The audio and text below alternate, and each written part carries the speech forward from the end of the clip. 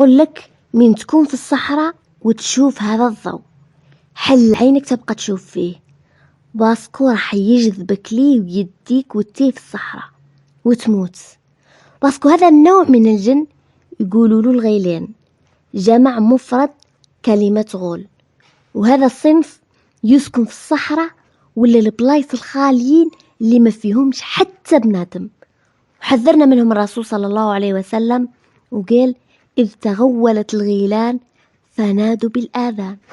تكون تمشي وحدك في الليل وفي بلاصة خالية كما الصحراء مثلا، حتى تبدأ تشوف حوايج غريبة تصير من حولك، عباد برؤوس متاع حيوانات ولا عباد طوال الدرجة وباشعين في الخليق. المهم حوايج ما يتقبلهمش العقل وأصوات بزاف.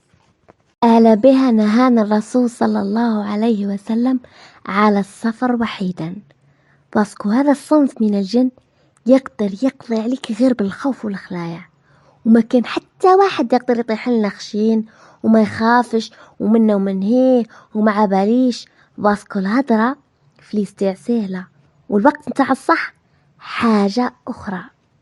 المهم يا ريت كاش متابعين من الصحراء يخبرونا المزيد من هذه المواضيع المشوقة اللي تعجبني بزاف، وعبالي بلي تعجبكم انتم ثاني، واللي صالوا أي موقف وحب يحكيه ما كان لا تتردد. أرواح أك طولت، هلاو باي باي.